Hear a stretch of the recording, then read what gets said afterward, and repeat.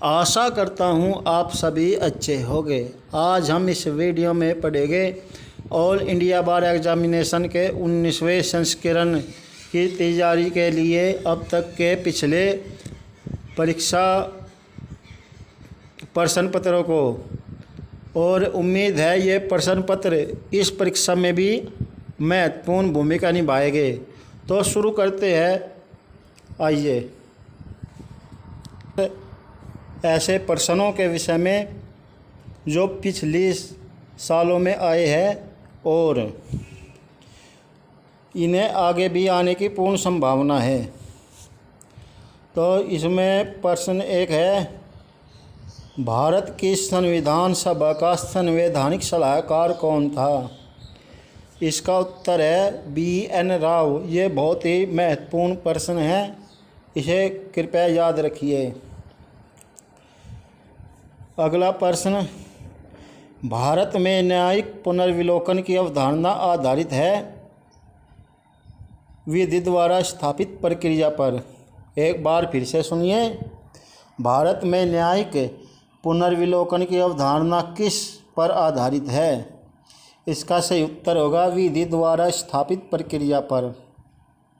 अगला प्रश्न, संविधान के अनुच्छेद 14 में अंतर्विष्ट पद विधि के समक्ष समता का निर्वचन करते समय उच्चतम न्यायालय ने लगातार अवधारित किया है कि समानता का तात्पर्य। इसका उत्तर होगा समानों के बीच विधि सामान्य होनी चाहिए और सामान्य रूप से प्रशासित की जानी चाहिए। अगला प्रश्न, भारतीय संविधान में उपलब्ध मूल अधिकारों की संख्या कितनी है? इसका सही उत्तर है 6।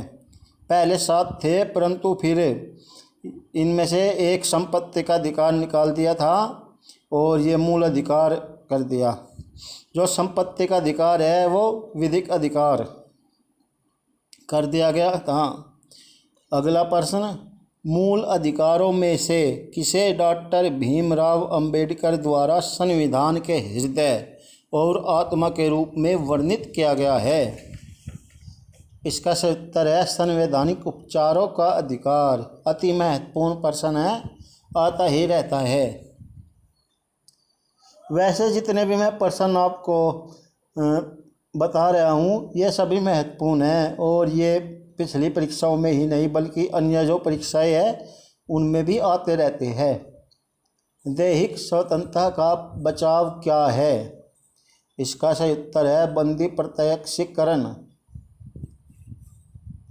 अगला प्रश्न है, उच्चतम न्यायालय द्वारा किस मामले में यह अवधारित किया गया था कि उद्देशिका संविधान का भाग नहीं था? यह है इनरी बेरूबरी यूनियन। ये 1960 सुप्रीम कोर्ट में मामला है, ये इसका निर्णय सुनाया गया था। अगला प्रश्न है, उच्चतम न्यायालय द्वारा किस मामले में पुनः यह माना गया कि उद्देशिका संविधान का भाग है? इसका सही उत्तर है केशवानंद भारती बनाम स्टेट ऑफ केरल। अति महत्वपूर्ण प्रश्न आता ही रहता है। अगला प्रश्न, न्यायमूर्ति रामानंदन समिति किससे संबंधित है?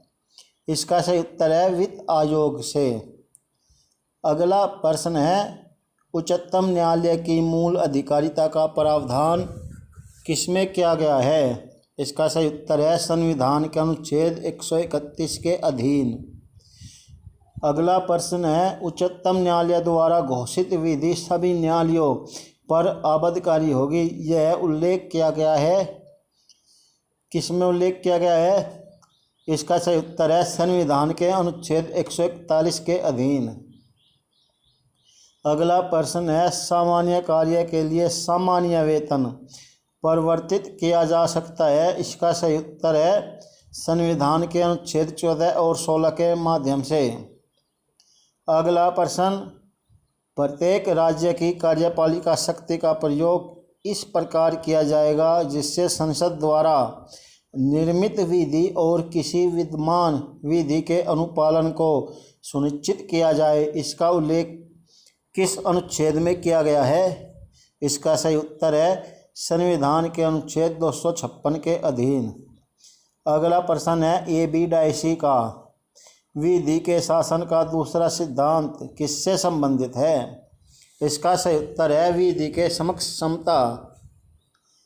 अगला प्रश्न है संविधान 97वां संशोधन अधिनियम 97वां, माफ कीजिए, ऐसे हम दोबारा पढ़ते हैं।